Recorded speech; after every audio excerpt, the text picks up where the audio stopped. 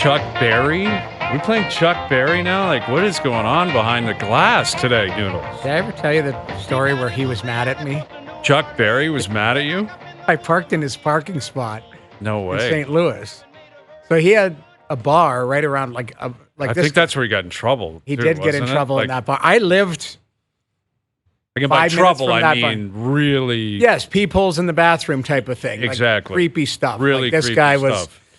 But he used to show up on Wednesday nights with his Cadillac, get out of his car, go get up on stage and play with the band.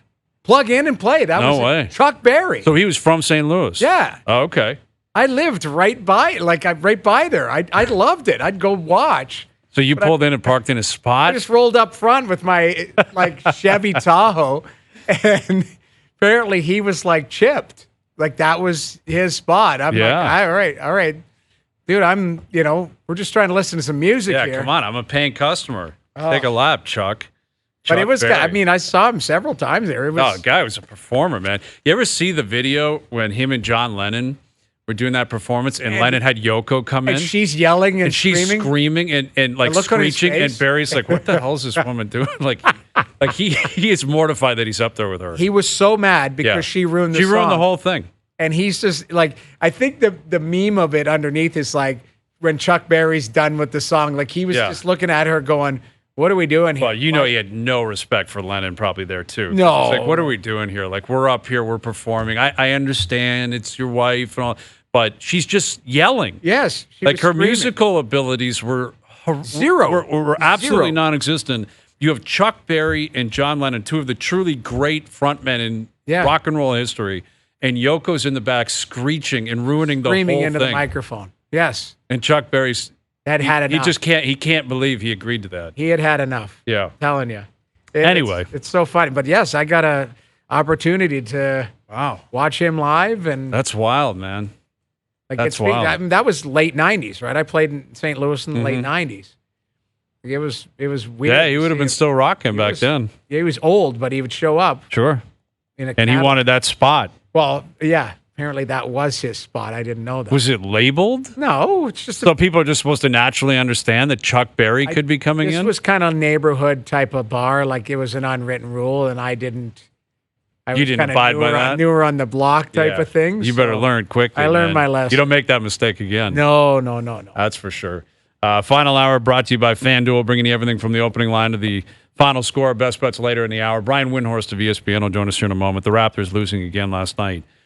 But the Jontay Porter story, broke around this time yesterday. The reason he was out of the lineup because of betting irregularities around him and prop bets around him, where I guess prop bets have been, a lot of money had come in on the under on a number of his props, under 3 points made, under points per game, rebounds per game.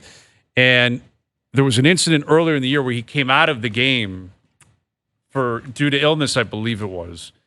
And I'm sure it was flagged at that point by the books. Okay, there's a lot of money that came in, but that can be random. But it is random for a player like that, right? Especially that the strange thing is, the thing about gambling is you try to find an edge. And you can ostensibly bet on anything. But the idea of a Jontay Porter prop is just crazy, to me. Right. Personally, but to each their own. And it's not like there would have been so much money, but any money coming in there is a red flag. Right. He's like, who's betting on this guy? He may not play.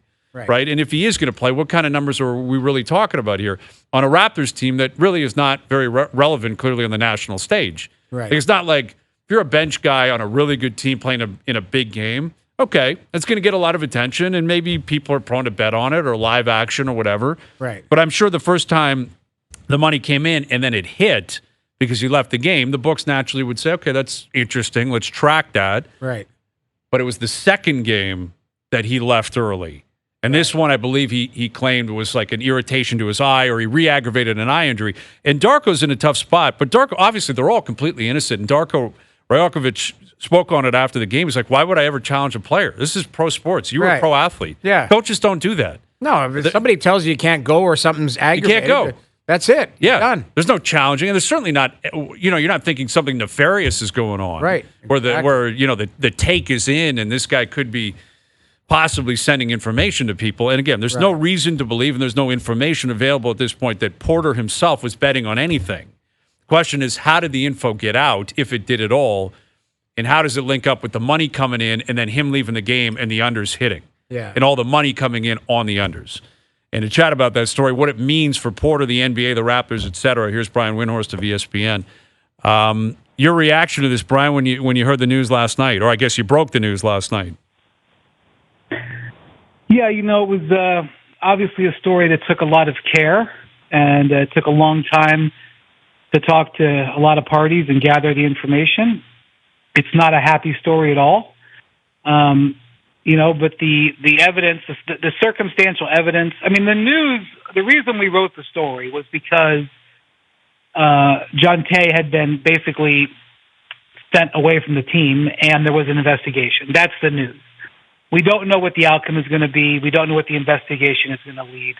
But the reason we report it is because there's an investigation underway. And, it's, you guys have probably seen it. There's a lot of circumstantial and suspicious evidence, and we'll see where it leads.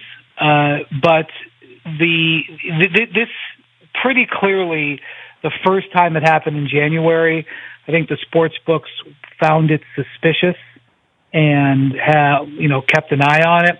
And then when it happened again in a very similar fashion, they flagged it and took action. And then, the NBA contracts with, companies to track this for them. This isn't just them, doing somebody a favor. There's a contract with the NBA for integrity services. And so, I think the second incident took place last Wednesday, and by Saturday he had been basically sidelined.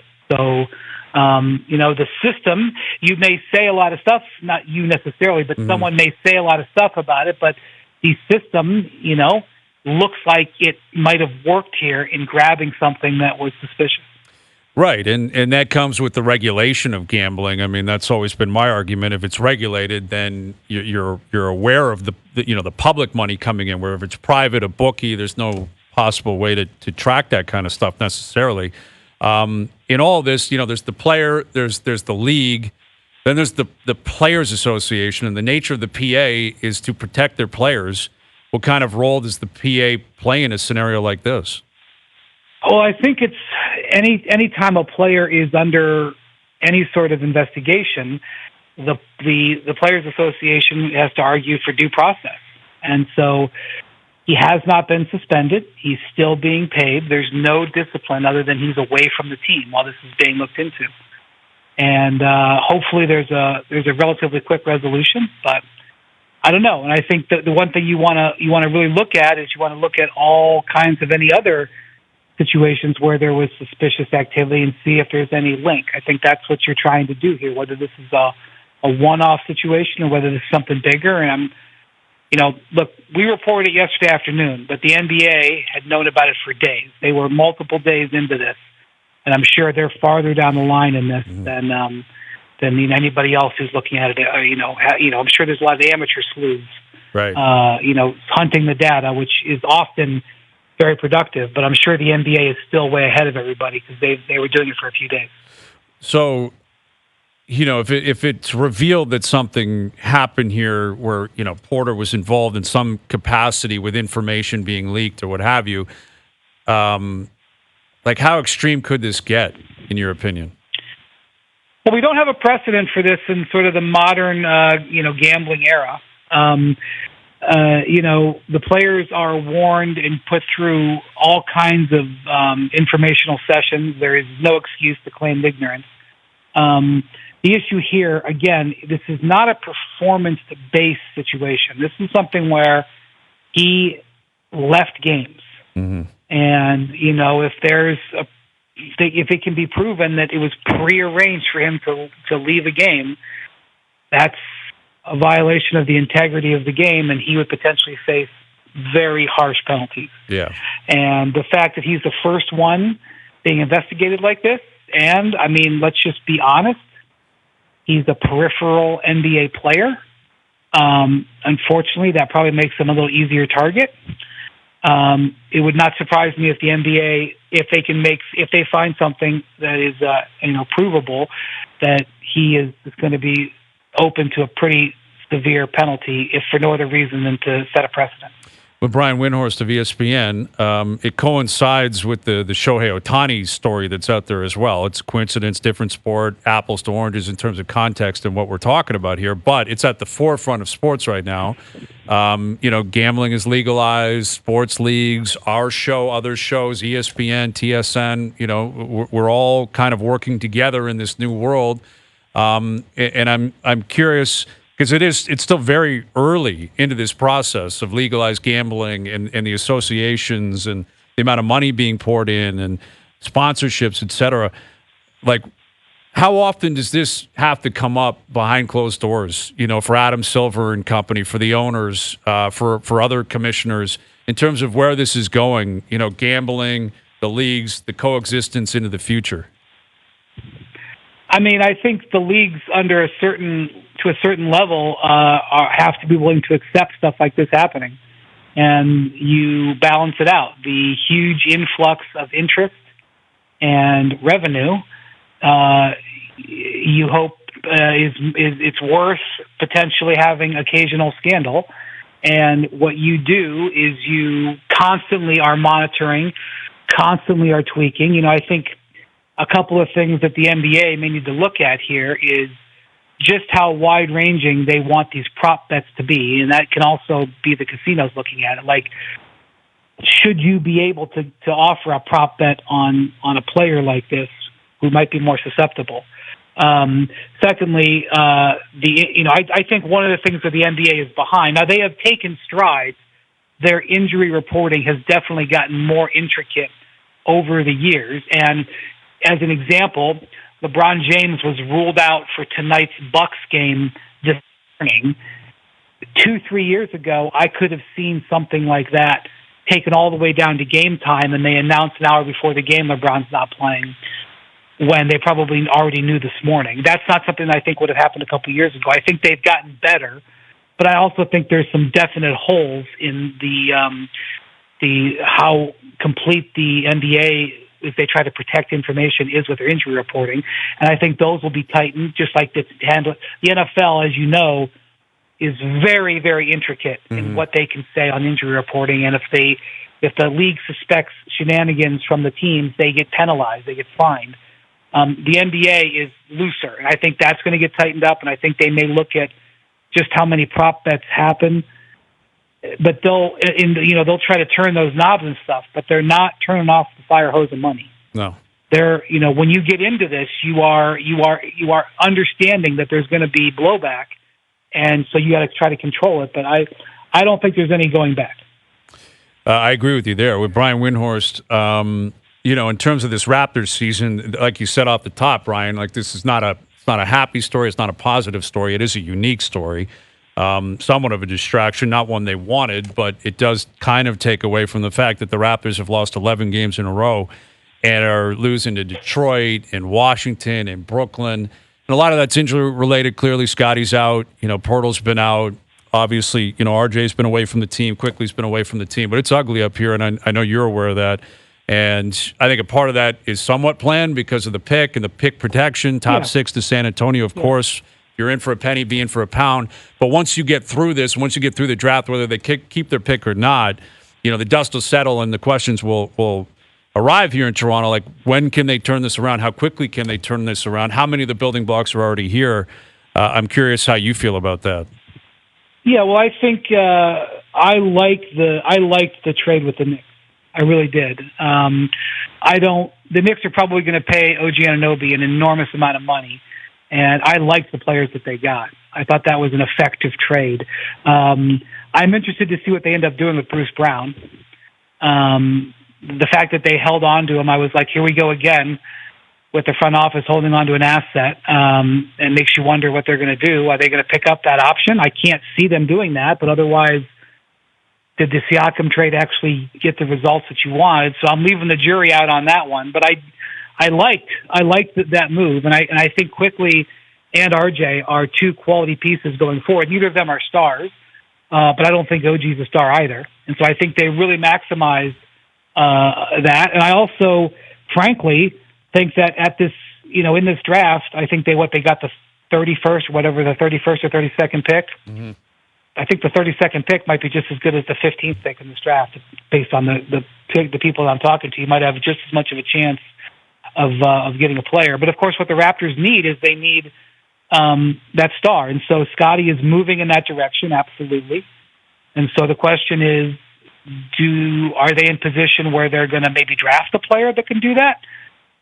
Can they assemble what they've got on the roster potentially with the extra draft picks, and maybe make a trade for a star player? Like, that's going to be their next step. They're going to, over the course of that, 2019 to 2023, they saw a lot of talent either age out or walk out the door, and they have not brought in the same talent, and so that's what Masai and Bobby are working on. And I think it's wise to try to keep your pick this year because you're in a spot where they're at. I think they're doing the right thing, but obviously it's a disappointing season for the fans, and it's not a good time. And if you go down and you go on YouTube and look at the lottery history over the last 15, 20 years, and you rewatch the lotteries, a lot of the teams that are sitting up on that dais are teams that just had seasons that were totally, wrecking balled by injuries. And that, unfortunately, is the type of season that the Raptors are having right now. Yeah, and 2019, it's a thing of the past clearly, but they were really good after that for a number of years. Last year they made the playoffs, and obviously the team they played they could have gotten to the finals in the bubble. I mean, yeah. I thought they might. I mean, it's just that was a nice recovery. I thought they did well. Yeah, they did. Fly forever, man. No, exactly. Believe me, that's not the vibe up here at all. I mean, it's been an incredible decade. Even prior to 19, they were knocking on the door for a long time. They had a great run. And things come and go. And what I was going to get to is the team they were playing in 19 might be in the lottery too, and that's Golden State. I mean, the Warriors now, they're hitting the road. They're in Miami tonight. They got a bunch of road games. They're at Houston, I believe, next Thursday. Houston's won 9 in a row. What do you make of what's going on with the Warriors and the likelihood that they could end up missing in the end? Yeah, so, I mean, the Warriors are obviously at the end. I've been very careful not to write them off out of respect. And I'd rather be the person who's the last to leave the party than the person who's first out the door. There's a lot of people like to be first out the door. I respect players who have proven that they're winners in this league, and they have a lot of them. But the dam is kind of broken there. If you look up and down the roster, they've got regression all over the place. I mean, Kevon Looney went from being a perennial starter to he can't play. Wiggins is having arguably the worst year of his career. Klay Thompson has been benched. Draymond's been suspended twice. Steph is having a very good year. He is not having a great year. I question whether he's even going to make All-NBA. He might get on that team because a bunch of guys have now played 65 games, especially at the guard spots, but he is not having, by his standards, a good year. You have regression everywhere, and they cost $400 million, including luxury taxes. You pile all that together, and you don't have to be a 30-year professional to understand where they're headed. If they miss the playoffs or even the play-in, it would be stunning. But at this point, I don't like their chances of really doing anything. I'm not ruling it out of respect, but I think we're at the end here. And so the question is going to be, how far are they willing to step back, because they just can't spend this much money on a team that's not that good? And how is Steph going to react to their moves in this offseason if they just say goodbye to Chris Paul, say goodbye to Klay Thompson, and reduce their payroll? How will Steph react to that? That's a real question. Or they've got Curry under contract for 2 more years. They've got Steve Kerr under contract for 2 more years. Will they try to patchwork it? Will they pick up Chris Paul's option and use the draft pick to try to trade and get something? Will they try to sign and trade Klay Thompson, or will they try to keep him? Like, there's still different things that they can do. And so now, really, in my mind, it's like, what are they going to do in the offseason, and what does it mean for Steph? Because I can't see him leaving there, but I also can't see him being a part of a major rebuild either. No kidding. Great stuff, Brian. Really appreciate the insight, man. We'll do it again down the road. Enjoy your week. You got it. There's Brian WIndhorst of ESPN. You were talking about Sid earlier this afternoon. Like, can he do that in Pitt? Like, there's the ultimate winner, the face of the generation, him and Ovi. In the NBA, it's Steph and LeBron. LeBron's going to do what he's going to do in LA, and they're going to make the play-in. He's not playing tonight in Milwaukee, but like Golden State, as WIndhorst just pointed out, like it's the end of the road. Clay's going to go. Chris Paul experiment hasn't worked. What's Steph going to do? Does Steph just stay and play it out? That's all he knows. He's won. It's the same thing. Like it's Pittsburgh is Golden State. Golden State is Pittsburgh. Steph is Sid. Sid is Steph. Like it just. Okay, so if I had to ask you, who do you believe if one of them would leave? Who is it? Oh man, Would it be Steph? I can't picture either guy. Like, I think it might be Sid because he's got a year less on his deal. Like, if that makes sense. Yeah, like Sid's up in a year, and so it's an easier exit. It can be an easier exit. But I could absolutely see Steph saying, I don't want to just play this out on an awful team for the final, 3, 4, 5 years of my career. Come here. Isn't his wife from here? Yeah, she is. I that would be something. I was just going to say, I don't think it's going to happen. But no, I know, but wouldn't it be, by all accounts, he comes up here in the offseason. Yeah, he's up here a lot. Yeah.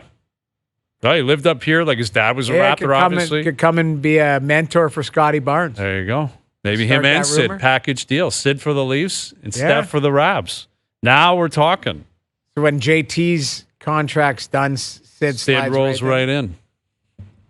Yeah. And Steph comes in. Yeah, you pick up like Bruce Brown's option. I don't know what I don't know how you're matching them. Like, what does he make? $55 million or something crazy like that? They would make it. If he wanted to come, they would make it work. They would make it work. Yeah. I don't think either are going to happen up here, but it's a nice thought. Yet, that those two are synonymous with their teams. Like Sid and Pitt and Steph and Golden State.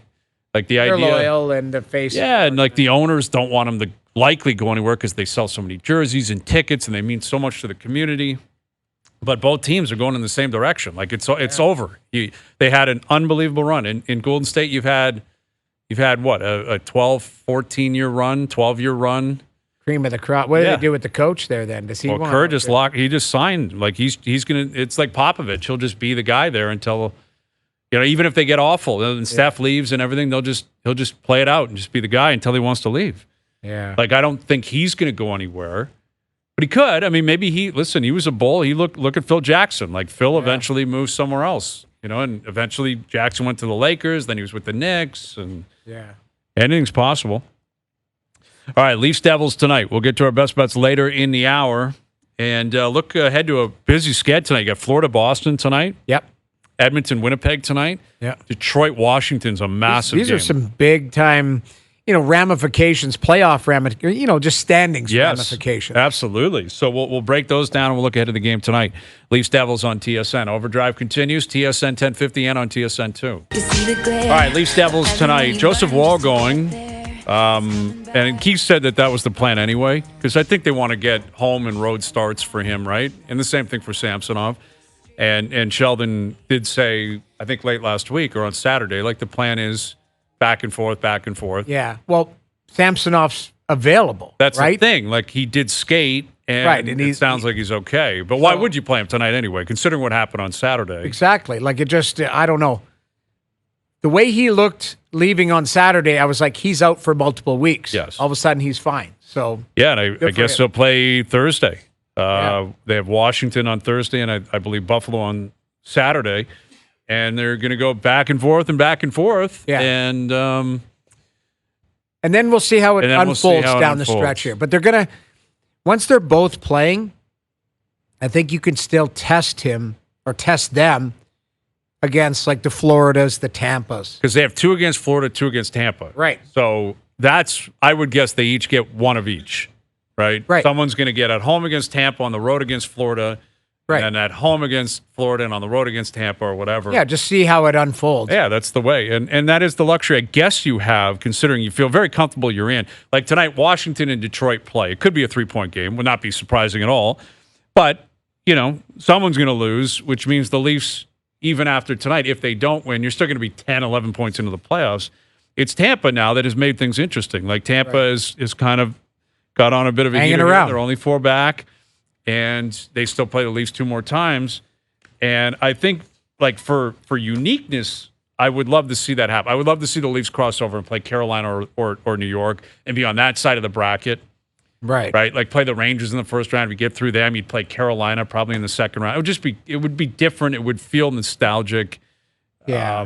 Just seeing who's Tampa playing again tonight. I didn't. Are they back from the West Coast and already? No, they're going? not. Yeah, I don't so think they're not playing tonight. They're not playing tonight because the Leafs have a game in hand on them too. They only have 11 left. The Leafs have 12. Okay. But Florida's got Boston tonight.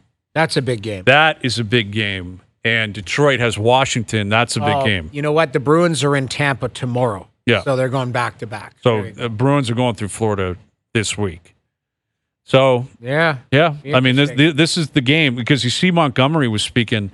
I don't know if it was today or yesterday. He took a shot at his team. Yeah, he was not happy. We didn't like the way they were playing in Philly at the end of the game, and then didn't like their practice the next day, and I guess snapped. Playoffs. And then he said that he's like, we're not ready. Like we got to play and we got to get battle tested before we get there because he didn't like their attention to detail. Referenced a couple of bad changes, odd man rushes against Philly, and he mentioned checking, which comes up a lot in coaching circles. I don't think it comes up a lot in the general media and fan base, but coaches are always focused on that. Like who is checking properly, who's battling for puck, who's battle tested, who's willing to put their bodies on the line. And I found that really interesting that Montgomery said that.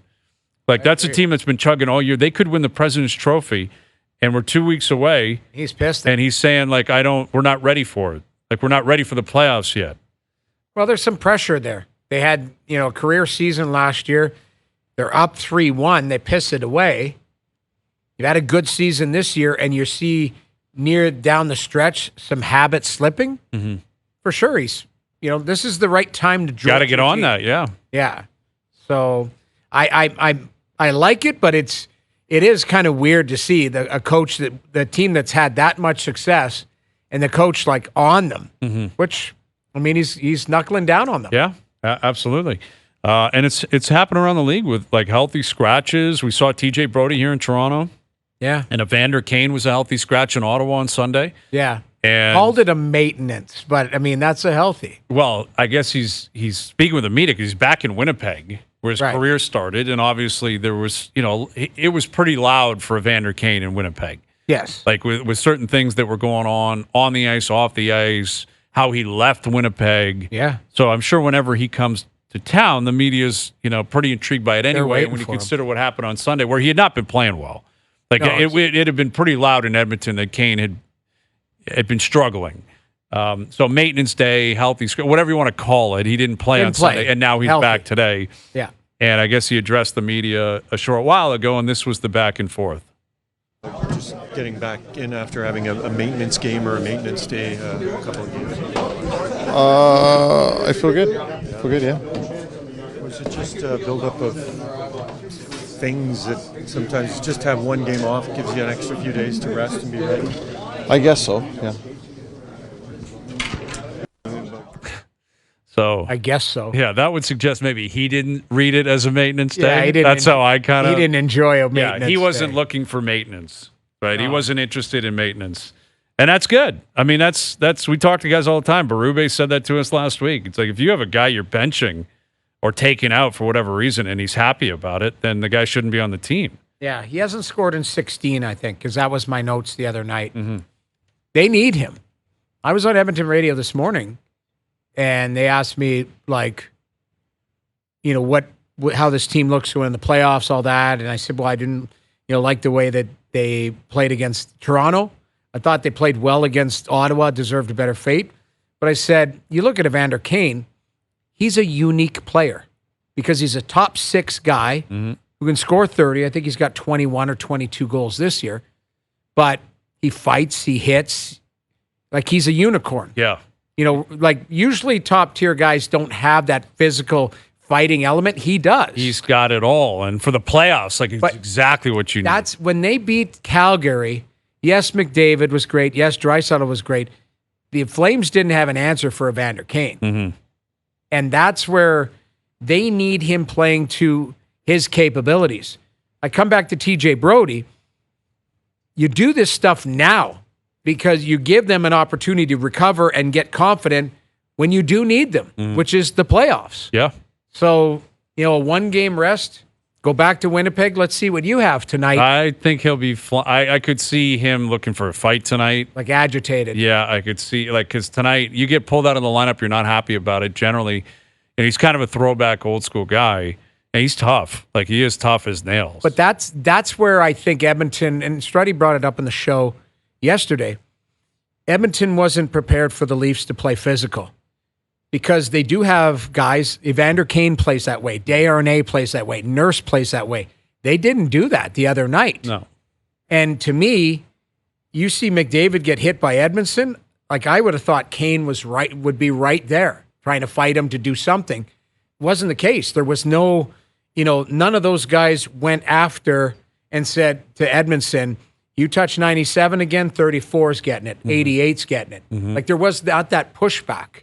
And that has to be addressed again heading into a month from now, 3 weeks from now. Yep. The team toughness, where, again, they need a guy like Kane if Edmonton's going to have success. Edmondson, you said, Saturday arrived. Like, this is a guy that's what you traded for him to be, is a long defenseman, third pairing, second pairing, but be hard to play against. Yeah, it's too bad he's out tonight, and it kind of weird. I sounds hope like he's he out hasn't for the week. I know it's got a weird that bad Keith would back or say, something. I like, don't don't know. expect to see him, this week. Is very rare, especially this time of year where it's generally like one day at a time. I'm not revealing anything. Right. They're dealing with a lot of guys back there. Like when Giordano is activated, and I believe that's close to happening. Right. They're going to give him a game or two, I would think. I don't think Gio's going to play in the playoffs. It could get to that point, though. Injuries, suspensions, Right, you name whatever. it. You never know. And if you're going to go on a long run, you're going to need a lot of guys to play. It happens every single year. But they're trying to find some minutes for Brody. They're trying to find minutes for Timmins. Benoit's in and out, but they're trying to hook him up. I think he deserves that. Played well. Based on the way he's played this year.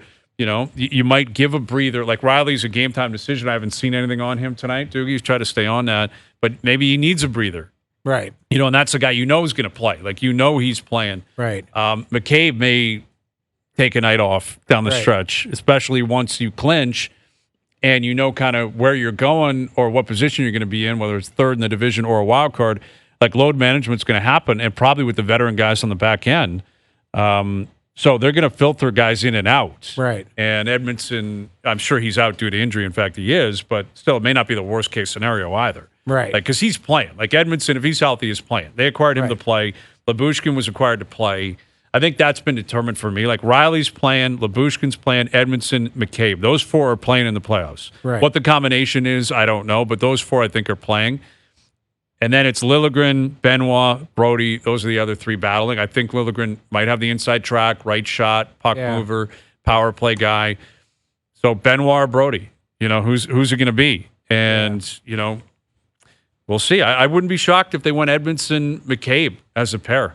Like, I would not be surprised at all if they said, I want you two out there against the best competition, hit everyone in sight, Yeah. block shots, and just make life miserable for the opposition. That very well could be the plan. I mean, you got to experiment. You still have games to do it, right? You got 12 games. Like, it's not like you're a week away. So you've got, and it'll sort out maybe, knock on wood, but either inconsistent play, an injury, or something might sort it out anyways, right? But that's what you're looking to do, is find some chemistry. The thing is, too, is you want them to have a run. Like, you don't, Ideally, you want them find to a have, way. like, hey, last two games, you two Here are you go. playing, You guys are figure going it together. out. And, by the way, you're playing Florida. Or, by the way, you're playing Boston. Yeah. You'd like some consistency there. Yeah. Yet injuries may not allow for it anyway. Exactly. And that's the case with Marner, case with Yarncroke. I mean, that's where they're at right now. All right, we'll come back with our best bets brought to you by FanDuel. We got some confirm or deny after dark as well. We'll wrap that up before we get out of here. Overdrive continues, TSN 1050 and on TSN 2. Oh, I can neither confirm or deny that. All right, confirm or deny after dark. We haven't done this for a while. Totally unnecessary music. The after dark. The after dark is so unnecessary. Yeah. But Shohei Ohtani's been in the news a lot. Oof. Opening day is, 48 hours away, less than that. And Shohei's going to be in the lineup. Shohei's hitting too, man. It's going to go Mookie into Shohei into Freddie Freeman. Well, there'll be signs in the stands. On the road, like, for on sure. The road, It's a worst case scenario for baseball because LA fans are going to be sensitive to it. Dodger fan, what an introduction to a new fan base. Yeah. And yet what I'm picking up online is like Dodger fans are so sensitive to it. Yeah. And at this point, there's no reason, like we don't know all the details. Right. And Shohei Ohtani is entitled to a defense. And his statements are quite clear. He did nothing wrong. In fact, he was a victim here. Right. And his interpreter and his former friend, that's what he is now, robbed him or stole from him and lied to him. And he was completely oblivious to it. Okay. That's your statement. All right. And if that's true, then in the end, he was a victim here. And if anything, people are going to be like, wow, this guy, I don't know if it props him up anymore, but it'll blow over. And obviously it'll become a story of deceit and a guy that really turned on him and screwed him over. Unless they're hanging out next summer. That's the thing. If anything else is going on, if it turns out actually he did know about it, he did pay for it, or he was involved, or someone's taking the fault for it, anything that comes off as now you're lying to us, it's fishy. It's going to fly the other way. And if you're a Dodger fan, obviously you're pretty sensitive to that. But confirm or deny after dark, Shohei Ohtani will have a monster season this year for the Dodgers. He's only batting, right? He's not pitching. Yeah, he's only going to bat. And a DH pretty much all year. Yeah. I mean, guys are able to, throughout controversy, they're able to play. Like you hear all the time of guys who have struggles in their personal life, going through, things or divorces, you name it. And they just are at the top of their game. So he's too talented to not be that good. So he's going to have a monster year. Yeah, I'm confirming it too. I think a monster. 54 home runs, 1,100 OPS. Just unbelievable at the plate. It's too bad he can't pitch, and we'll see what happens with that when he does return. The presumption is he will pitch again, and for $700 million, if you're the Dodgers, he better. Yeah. But that's another element of all this is that if it takes any shine off him, right. Like you paid him that much money, yes, because he's a great ball player, but you also understood he's not going to pitch for a while. And when he does, who knows what he's going to be like again? Like his arm's taken a real significant blow over the last couple of years. He knows when he's going to pitch. You'd want that wink, wink to bet on that. Yes, exactly. That's a total you're looking for. Like, hey, when do you think you're going to get on the mound? Right. But like you pay him that kind of money, yes, for the performance, but really for the marketability of this guy. Right. Like Shohei Ohtani he's going to sell tickets, jerseys, boost your profile, and make everyone money. And if he becomes radioactive, where it's like you can't even promote this guy because of what's hanging over, and it's not there yet, and I hope it doesn't get to that point. But that changes everything. But that money's guaranteed. I watched him live. Unless he gets suspended or something. I watched him live when he was here. Yeah. Guy's Toronto. a machine, man. He's an impressive figure, man. Now, I missed it. I went to Saturday afternoon. The Friday night, he knocked the first pitch out of the building. Well, he was supposed to pitch, I believe. Remember? Because he had to pitch in the doubleheader against Detroit. Yeah. And then he ended up leaving that game, or he was a little bit banged up, and they got rid of a start here in Toronto. I remember that. He was supposed to start. Yeah, he batted, and he was a machine that week. He was a machine. He had multiple home runs that week. Yeah. Yeah, he's a beast. And I'm with you, man. I think he's going to blow right through this in terms of his performance. Who knows what he's thinking off the field. Right. Who knows how much he's going to have to deal with in terms of the authorities, in terms of Major League Baseball, the Players Association, back home in Japan. Yeah. But that guy is going to dial in when he gets to the plate. I have no doubts about that. Jerry Jones made it pretty clear, and the reports are out there. Dak Prescott, who's going into his final year of his contract, not getting an extension before the year. Going to play it out, and they'll figure it out from there. So with that being the case, confirmed or denied, Dak Prescott will be a Dallas Cowboy for the 2025 season. So we know he'll be there for 24, but in 25, Dak Prescott will still be a Dallas Cowboy. I'm saying negative. I just because if they don't win, he's not coming back. Mm-hmm. That's basically what they're putting on the line. And I don't know if they'll win. I don't think they will because they're the Cowboys. But then there you go. And Dak in the playoffs has been a disaster historically. So you just gave me the answer. Yeah, I'm denying it too, man. I think this is where you make this decision and you go public with it, like not really indirectly public, because you can give him an extension and you chose not to do that, which is within the rights of Jones and the Cowboys and Prescott for that matter. He doesn't have to sign anything. Right.